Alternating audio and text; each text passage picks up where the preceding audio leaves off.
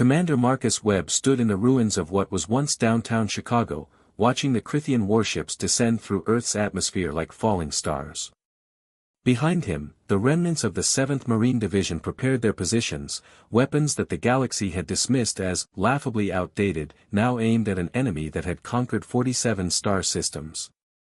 "They're broadcasting again, sir," Lieutenant Jennifer Hayes said, her voice crackling through the damaged comm system. Marcus nodded. He'd heard it before. The Krithian Dominion's standard demand for immediate surrender, delivered in their characteristic tone of absolute certainty. They'd used the same message on the Valorians, the Tarkesh Collective, and dozens of other civilizations. It always worked. But they'd never met humans before. 6 months earlier, the galaxy had barely noticed when the Krithian Armada began its expansion. Humanity was still struggling with rudimentary FTL drives, still learning the basics of galactic politics. The Galactic Council had classified Earth as a developing world, worthy of observation but hardly significant enough for full membership. Ambassador Robert Thompson had stood before the Council chambers on Nexus Prime, pleading for assistance as the Krithian forces swept through nearby systems. The assembled representatives of 200 civilizations listened with barely concealed condescension.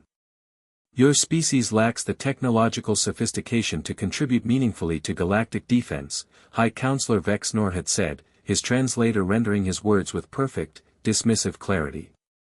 "Return to your world. We will handle this minor insurgency." Minor insurgency. That's what they'd called it when the Krithians had only conquered 20 systems. By the time they'd taken 40, the Council wasn't calling it minor anymore. They were calling it unstoppable. The Krithians had advantages that made them seemingly invincible. Their shields could absorb energy weapons indefinitely. Their armor was impervious to plasma fire. Their tactical algorithms had never been defeated in 3,000 years of warfare. They had fought the galaxy's best and brightest. They had studied every military doctrine, every advanced weapon system, every piece of sophisticated technology the galaxy had developed over millennia. But they'd never studied humanity. The first Krithian dropships touched down in Chicago expecting the same response they'd received on 47 other worlds: panic, chaos, and rapid capitulation. Instead, they found something that didn't exist in their databases, something that hadn't been seen in galactic warfare for 10,000 years. Kinetic weapons.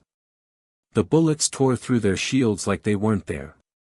The Krithians' energy absorption systems, so effective against plasma and particle beams, did nothing against chunks of lead and copper traveling at supersonic speeds. Their adaptive armor, designed to disperse heat and deflect energy, crumpled under the impact of high-explosive rounds. Staff Sergeant Michael Rodriguez watched through his scope as a Krithian warrior fell, 3 holes punched through its chest by his M4. "They're not so tough," he muttered, chambering another round. The Krithians retreated to regroup, their tactical algorithms racing to adapt to this impossibility. But adaptation required data, and every piece of data they had said that kinetic projectile weapons were primitive, inefficient, and obsolete. No advanced civilization had used them in millennia. What their algorithms couldn't account for was that humanity had never stopped refining them. While the galaxy moved on to energy weapons, humans had spent centuries perfecting the art of making things go very fast in a straight line. Every war, every conflict, every arms race had pushed the technology further. "Sir, they're trying to jam our communications again," Hayes reported.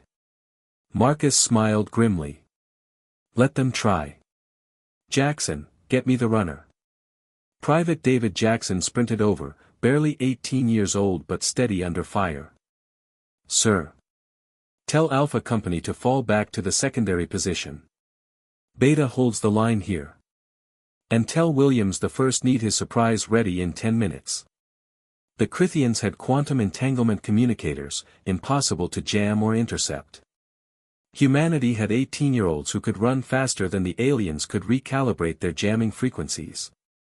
They had tactical AI that could predict enemy movements with 94% accuracy.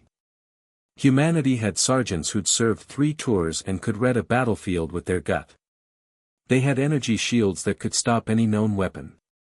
Humanity had shaped charges, armor-piercing rounds, and a man named Williams who'd figured out that if you wrapped enough C4 around a telephone pole and launched it with a rocket motor, it would go through their shields, their armor, and generally whatever was behind them for the next 100 meters. The galaxy called it primitive.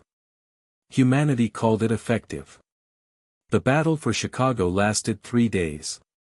By the end, the Crithian Dominion had lost more warriors than in their previous 47 conquests combined.